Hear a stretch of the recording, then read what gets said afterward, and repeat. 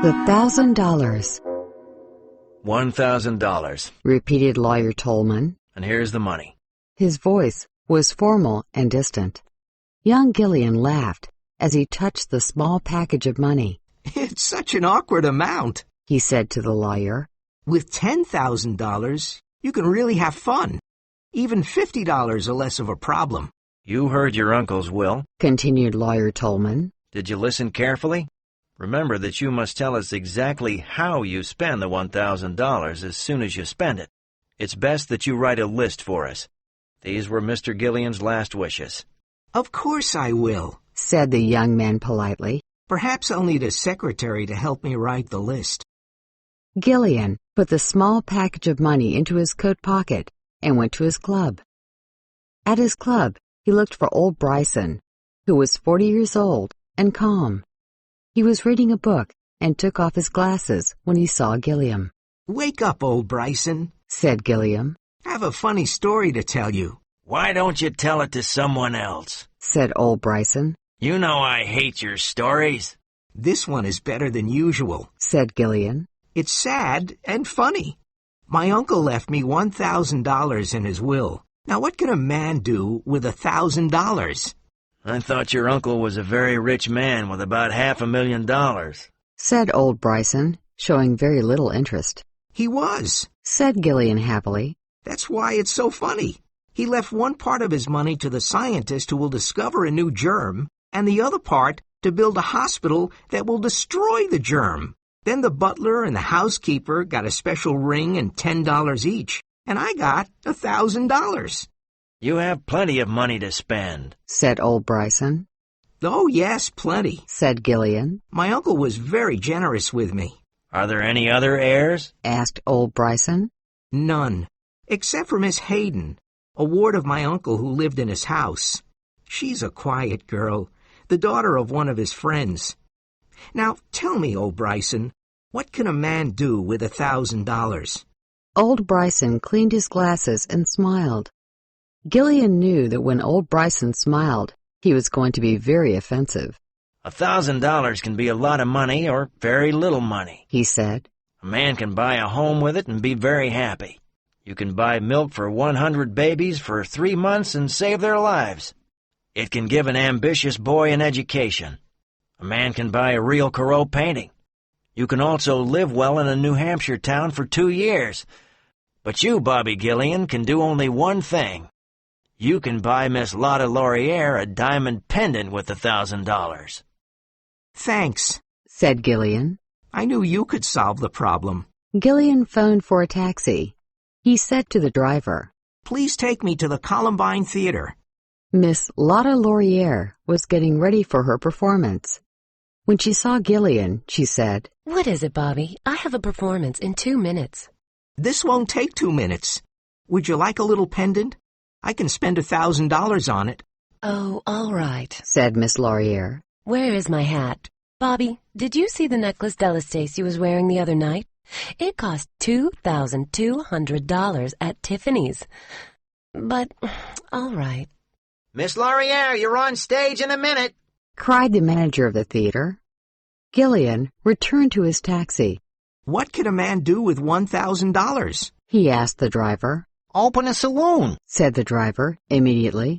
I know a perfect place for a saloon where I could make lots of money and... Please drive until I tell you to stop, said Gillian. They drove down Broadway, and Gillian saw a blind man on the sidewalk. He was sitting on a chair and selling pencils.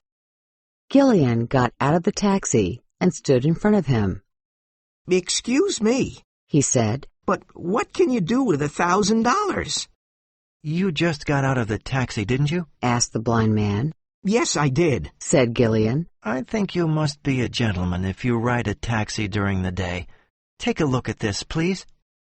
He took a small book from his coat pocket and gave it to Gillian. Gillian opened it and saw that it was a bank deposit book.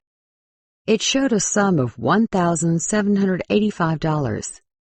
Gillian returned the bank deposit book and got into the cab. I forgot something, he said. Drive to the law offices of Tolman and Sharp. Lawyer Tolman looked at him severely through his glasses. Excuse me, said Gillian cheerfully. may I ask you a question? Did my uncle leave Miss Hayden anything besides the ring and the $10? Nothing, said Mr. Tolman.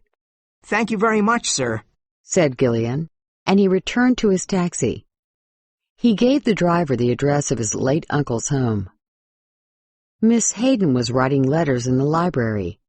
She was small and thin, and she wore black clothes, but she had lovely eyes. Gillian entered and said, I was at the lawyer's office, and he found an additional clause to my uncle's will. It seems that he left you $1,000. Mr. Tolman asked me to bring you this money. Here it is. Please count it to see if it's right.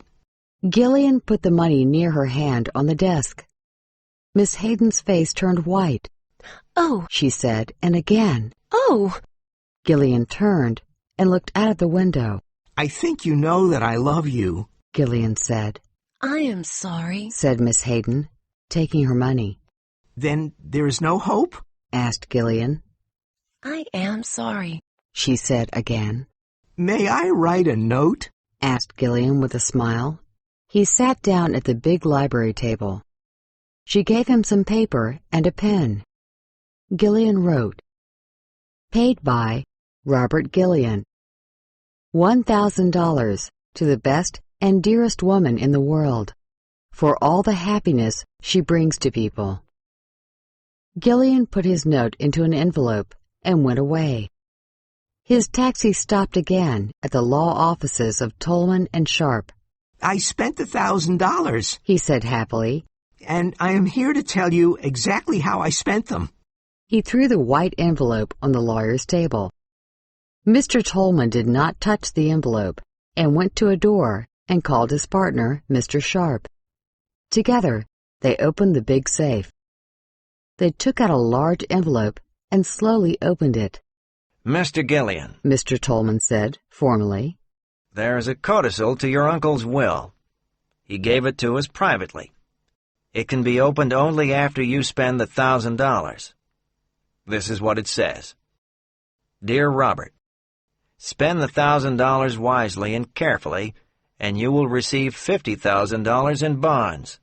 Spend the money carelessly and foolishly, as you did in the past, and the $50,000 in bonds will go to Miriam Hayden, my ward, your uncle, Septimus Gillian. Now, Mr. Sharp and I will examine your note and then decide. Mr. Tolman put out his hand to take the note, but Gillian was quicker. He took it and tore it into little pieces and put them in his pocket. Oh, it's all right. He said, smiling. I don't want to disturb you with this. I lost the $1,000 at the horse races. Good day to you, gentlemen. Tolman and Sharp looked at each other and shook their heads. Gillian left and whistled happily as he waited for the elevator.